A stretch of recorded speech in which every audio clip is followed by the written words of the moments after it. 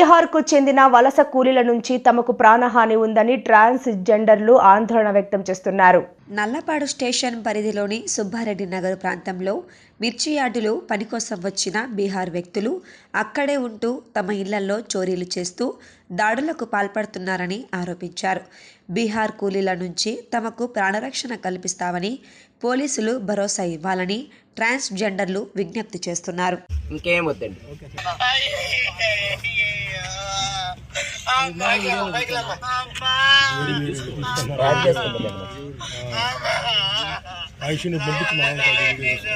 నేను మీకు ప్రతి వీడియో సెండ్ చేస్తాను.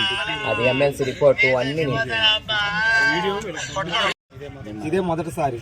ఎన్ని కుటుంబాలు ఉంటారు బీహార్ వాళ్ళు? ఒక 150 మంది వరకు ఉంటారు. ఏ పనులు నిమిత్తం వచ్చారమ్మా? మిర్చి యార్డు, మిరగాయలు కొడగాయలు తీయటం, మిర్చి యార్డులో మోసం చాలా వాళ్ళ పనుల వరకు వాళ్ళు వచ్చారండి. వాళ్ళ చేతి పనులకు ఎవరికి ఏ పని వస్తుందో వాళ్ళు పచ్చిగా వెళ్ళిపోతుంటారు. నైట్ టైం మగవాళ్ళు ఎవరు కూడా ఇళ్లలో ఉండరు, ఆడవాళ్ళు వరకే ఉంటారు. వాళ్ళు వంట గింట చేస్తారు, మగవాళ్ళు నిద్రలు కూడా పోరండి. పోకుండా రోడ్ల మీద ఉండటం, ఏ ఇంటి పడితే ఆ రూమ్ మీద వాళ్ళ పడుకోవడం అలా చేస్తూ మేము ఈ ఇష్యూ అంతా జరిగినాకండి మేము నల్లపాడు పోలీస్ స్టేషన్ మేము వెళ్ళామండి. అక్కడికి వెళ్ళాక సీఏ గారికి మేము కంప్లైంట్ చేసామండి. మా అమ్మాయికి ఇలా తల పగిలింది. మేము ఇదే ఏరియాలో 3 సంవత్సరాల నుంచి మేము ఉంటున్నామండి.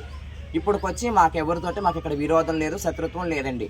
అట్లాంటిది బీహార్ వాళ్ళతో మాకు ఈ ఇష్యూ జరిగినాక మా అమ్మాయి తల పగిలింది. అప్పుడు మేము ఎవరినని మేము ఎంక్వైరీ చేయాలి. బీహార్ వాళ్ళే కదని మేము అనుకునేది. మరి ఆ బీహార్ వాళ్ళని మేము కేసు పెట్టడానికి వెళ్ళాక ఇక్కడ రాగమని ఒక వ్యక్తి అండి. ఆ పిల్లోడు సాఫ్ట్వేర్ అండి.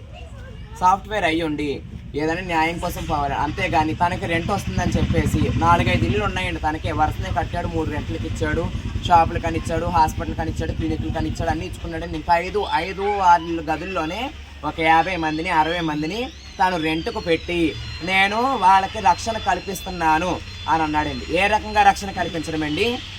ఒక్కొక్కరి దగ్గర 1500 తీసుకొని నెలకి 10 మంది దగ్గర నుంచి 15,000 వాళ్ళకి అద్దె వస్తుందని చెప్పేసి, లేదంటే ఒక్కొక్కరి దగ్గర 2,000 తీసుకొని వాళ్ళు 10 మంది దగ్గర 20,000 రెంట్ వస్తుందని నెలకి, అది రక్షణ కల్పించడం అంటారండి? మేము దొంగతనం చేయలేదు, మా వాళ్ళు బీహార్ వాళ్ళు ఎవరు దొంగతనం చేయలేదు, వాళ్ళు కావాలని చెప్పారని అన్నారు. దొంగతనం చేయలేని వాళ్ళు అయితే మేము ఈ రకంగా కట్టేస్తామండి. ఇదిగోండి సార్, ఆ పర్సన్ని కూడా మేము పట్టుకున్నామండి. వాళ్ళ అమౌంట్ కొట్టినాయి అవన్నీ మాకు ఫోన్పే ద్వారా కొట్టారండి. ప్రతిదీ మా దగ్గర ప్రతిదీ ఉన్నదండి ప్రూఫ్. మేము లేకుండా మేము అన్యాయంగా మాట్లాడతలేదండి. కానీ ఎక్కడో వచ్చిన వాళ్ళ కోసం మీరు అంతగా పోరాడుతున్నారు. రేపొద్దున ఇక్కడ చిన్నపిల్లలు ఉన్నారు, ఒక సింగిల్గా బతికే లేడీస్ ఉన్నారు, మేమున్నాము. ఇవన్నీ మేము ఇవన్నీ ఆలోచించే మేము ఇక్కడ కమిటీ కుర్రోళ్ళు కానీ పెద్దవాళ్ళు కానీ ఆడవాళ్ళు ఎవరైనా మగవాళ్ళని అందరం కలిసి మేము ఒక కట్టడి దగ్గరికి వచ్చి మేము ఇట్లా మాట్లాడుకొని వాళ్ళ దగ్గరికి వెళ్ళి చెప్పామండి. ఇది మాట్లాడినందుకు హౌస్ మన రెంట్ పోతుందని అనేసి, అంటే అవతల వాళ్ళ ప్రాణాల కంటే మీ రెంట్లు ముఖ్యమండి. ఇవన్నీ జరిగినాయి అని చెప్పేసి మేము నల్లపాడు సీఏ గారి దగ్గరికి వెళ్ళాము. ఆయన వచ్చారు.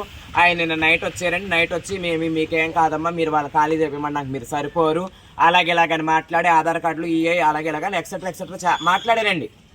ఆధార్ కార్డులు అని మాట్లాడిన వాళ్ళు మరి ఇప్పుడు వచ్చి ఏ రెస్పాన్సిబిలిటీ లేదండి. మరి మేము ఎవరిని అడగాలండి?